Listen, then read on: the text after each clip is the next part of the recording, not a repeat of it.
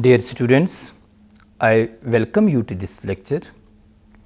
It is about the transfer of learning. The objectives before us are transfer of learning, understanding different types of transfer and factors that influence transfer.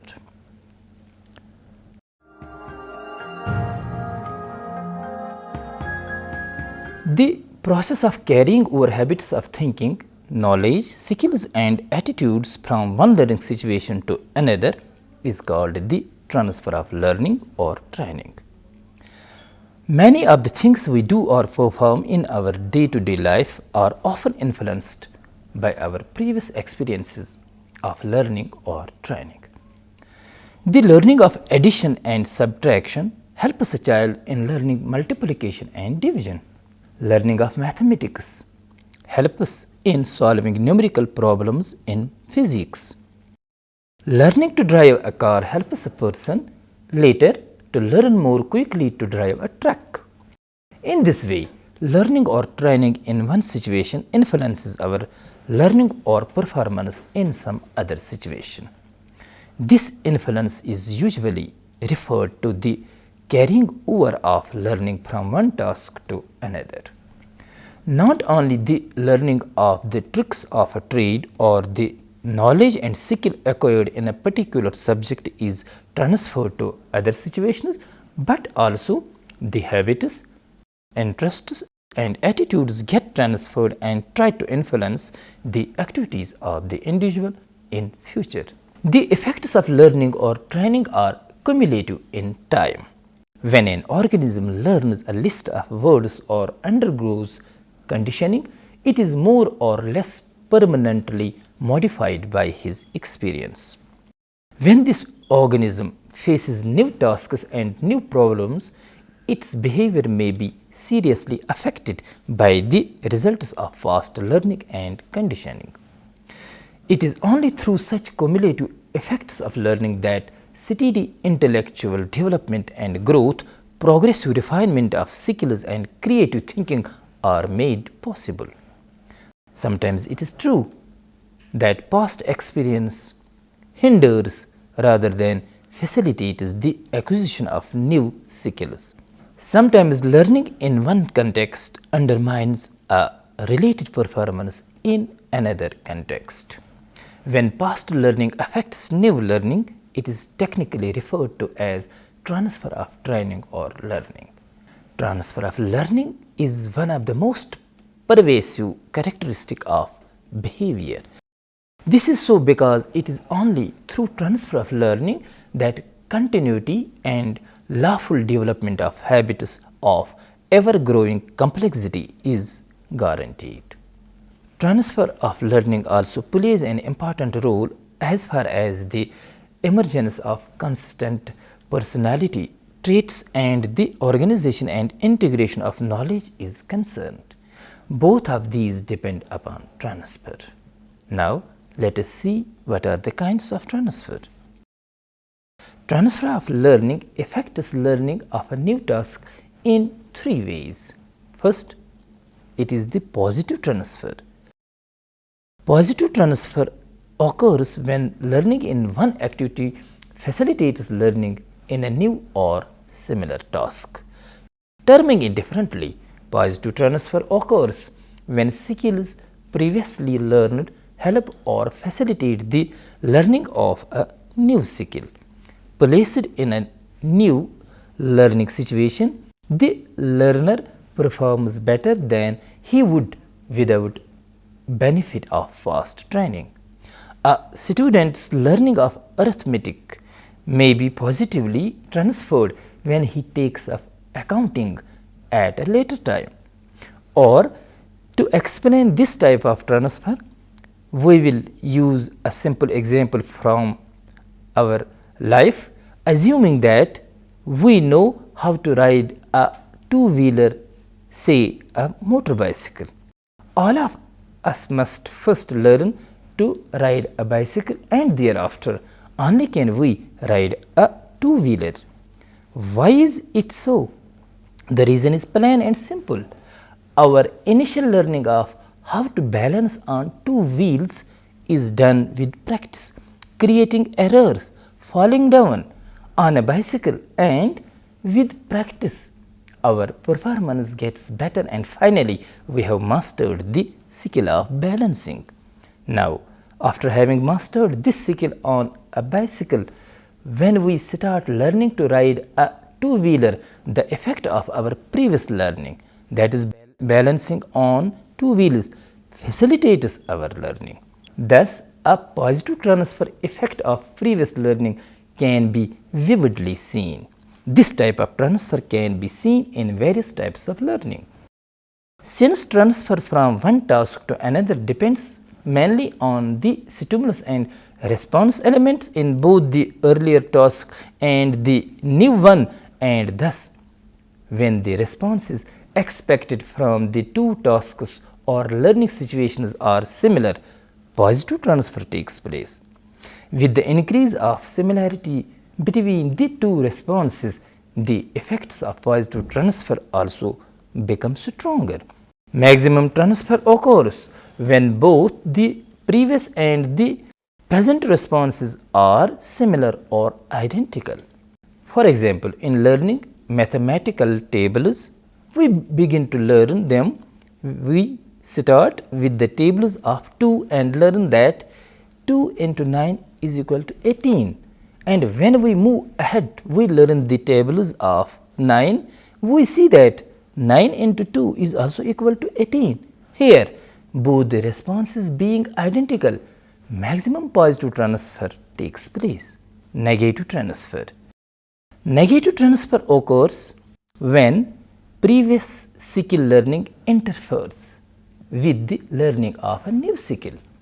Terming it differently, negative transfer is said to take place when learning in one area interferes with or blocks learning in another area. It has been experimentally shown that past experiences sometimes slow down the acquisition of a new skill or the solution of a problem. Placed in this new situation, the learner performs poorly than he would without previous learning. The effects of negative transfer in the pronunciation of many English language words has led to great jokes being created about them. For example, if you try to pronounce but, but and put in the same manner, you will experience the negative transfer. Thus, learning English as a second language for Indians becomes quite difficult because of such types of negative transfers. Transfers occur in a variety of situations. As a consequence of learning to spell the word house, a child may be able to apply the appropriate phonetic rule and spell the word mouse correctly. At the same time, a child's experience in learning the plural of house may be detrimental to his learning the plural of mouse. Now, zero transfer. This type of transfer occurs when the learning of a new task is neither aided nor hindered by past learning. Terming it differently, transfer is said to be zero when learning or training in one situation does not have any significant influence over the learning or training in another situation. Such a situation may arise when the learning activities and subject areas have nothing in common between them. In such cases, it is quite natural that possession of knowledge and skill related to one area may have no or quite minimal effect on the acquisition of knowledge and skill related to another area. For example, learning history or a language may make a contribution to an understanding of one's own culture, but it has negligible effect on learning mathematics. Similarly, improving one's skill in playing football will have no effect on the improvement of his skill in singing or playing chess. Let us understand the different factors affecting transfer. Transfer of learning from one task to another depends on certain factors. These factors are: number 1, learner's intelligence. The ability to derive benefits from transfer of learning depends on the learner's general intelligence. It means degree of transfer is closely related to the learner's intelligence. Those students who have superior intelligence are better in transfer of learning than those who are of average or below the average level of intelligence.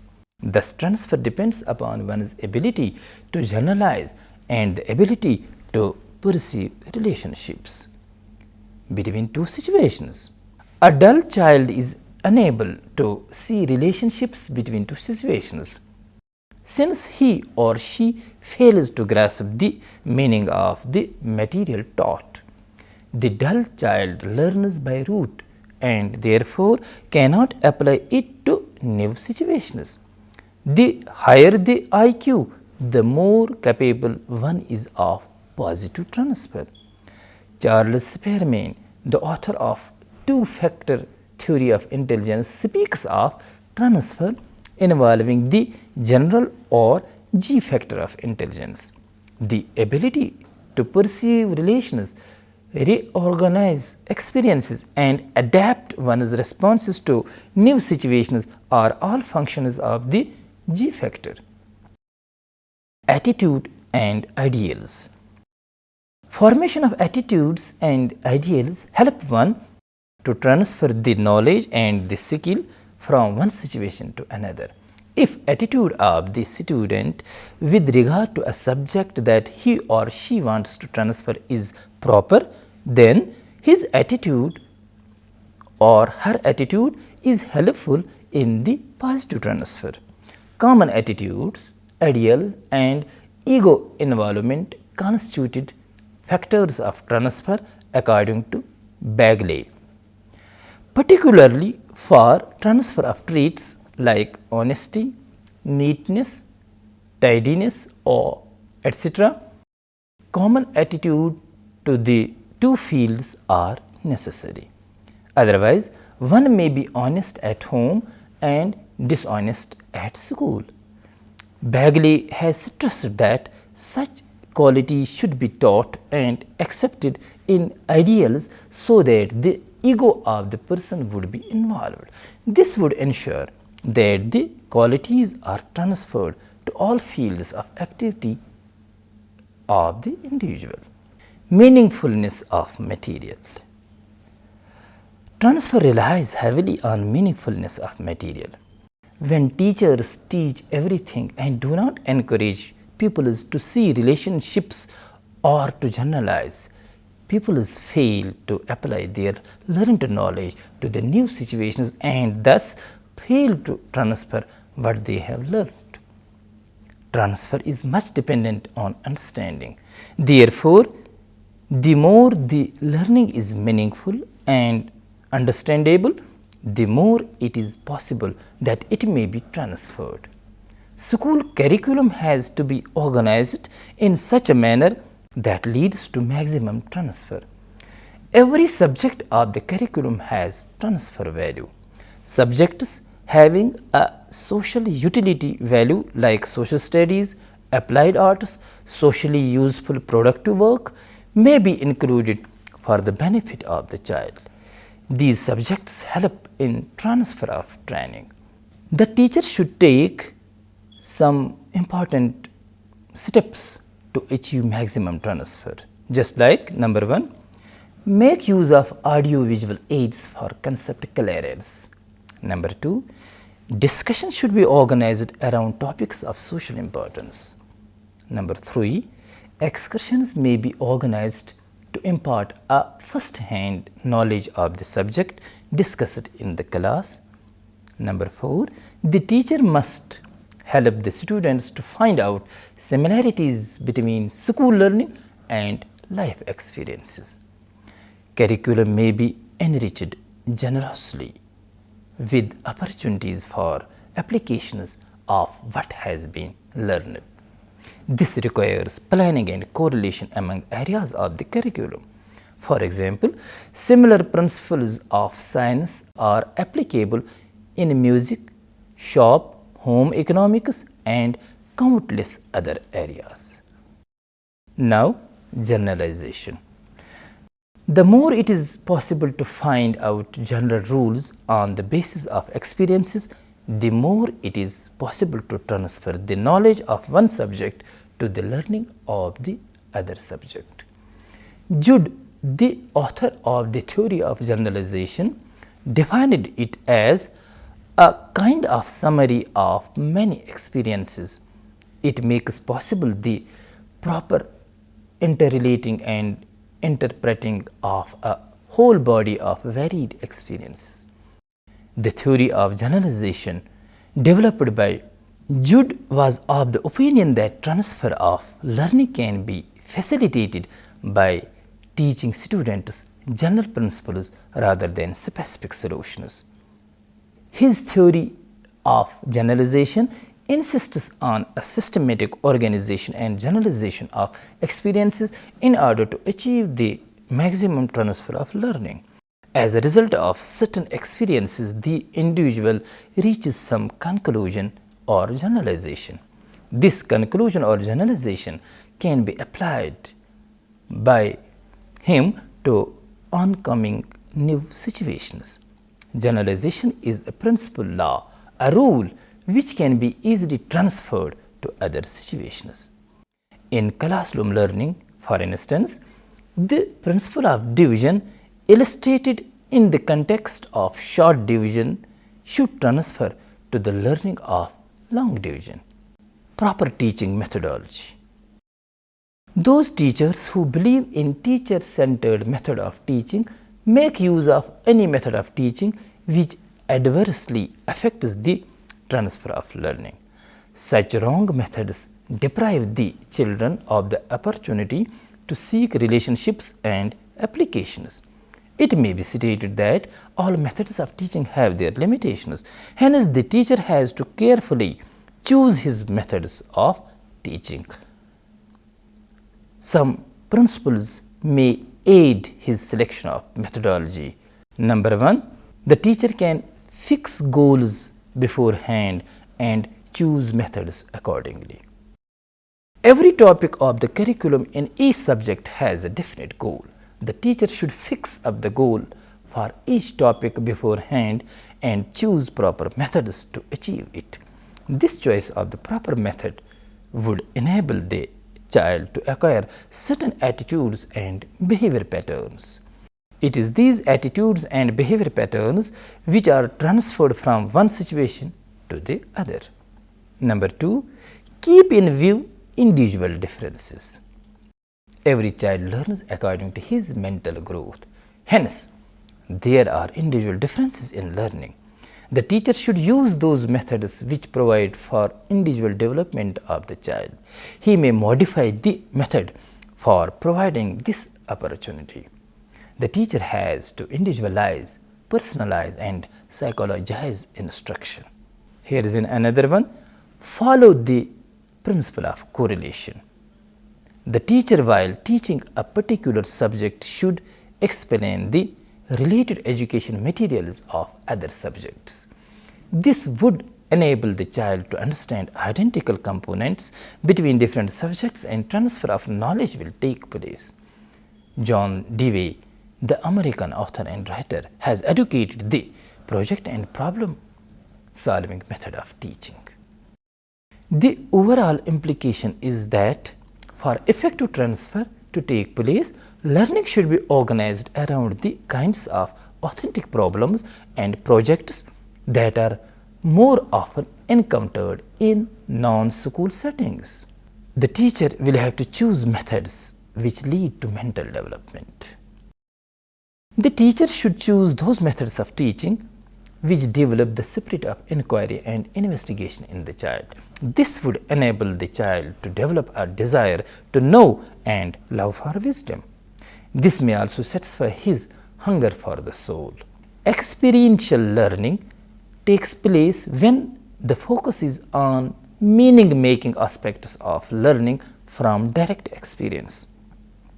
Vygotsky's theory promotes learning contexts in which students play active role in learning. In fact, learning is formed and reformed through experience.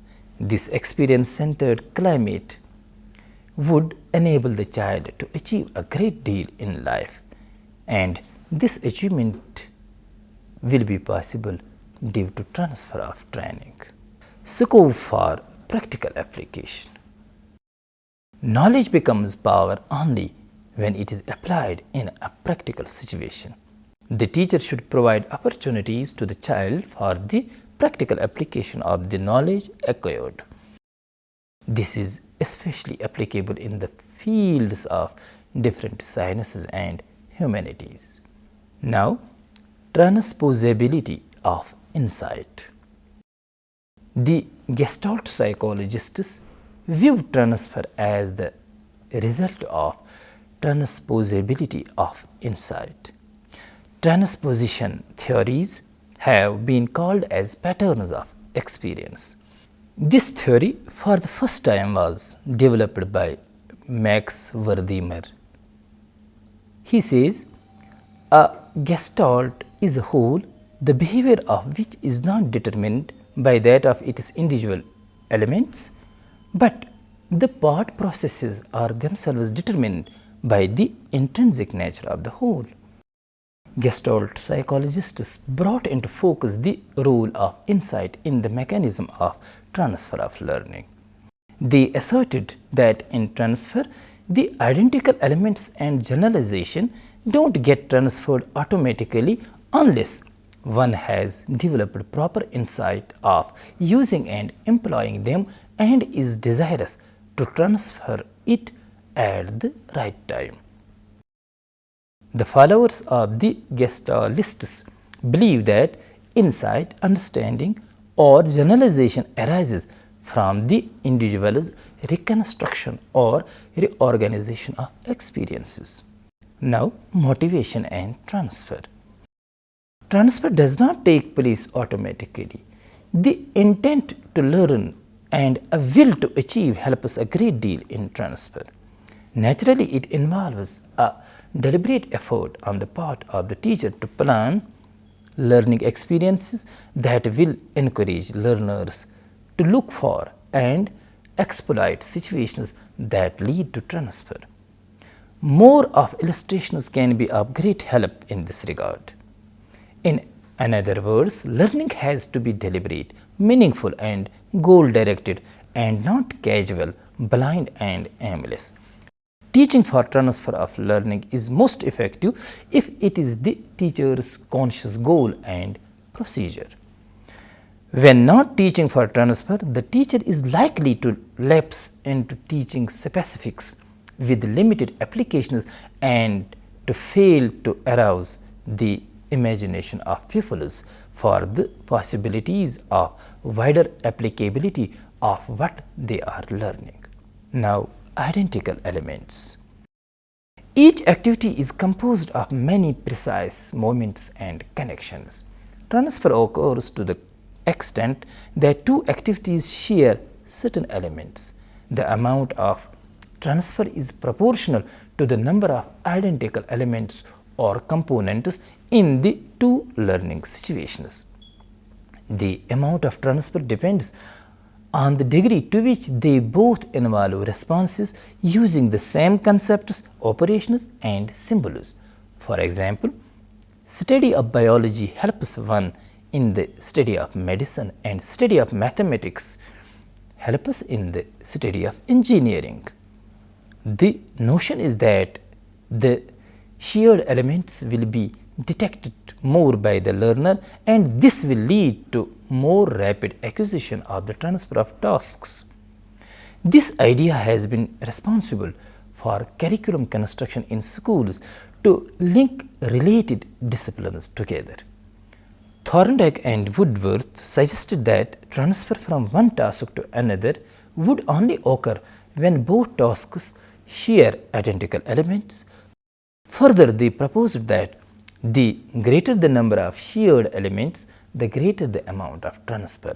When Thorndike and Woodworth talked about the elements, they were talking about shared features of the stimulus environment of the two tasks. Thus, two tasks which share same set of stimulus features are possible candidates for learning transfer. Students, to conclude, learning or performing a new task is influenced by some previous learning or training. Human beings and animals cannot learn without being affected by their past experience. All new learning involves transfer to some extent. Learning can be transferred from one problem to another, from one class to another, between home and school, and between school and the workplaces. In this way, learning or training in one situation influences our learning or performance in some other situation. Not only learning of knowledge and skill acquired in a particular subject is transferred to other situation, but also the habits, interests and attitudes get transferred and influence our activities in future. The ultimate goal of schooling is to help students transfer what they have learned in school to the everyday settings of home, community and workplaces. Transfer in its most powerful general form is the ability to apply a wide range of learning strategies to new learning situations. Transfer is the ability to extend what one has learned in one context to new and multiple contexts. Students, it was all for today, hoping that you might have understood the content. Thank you.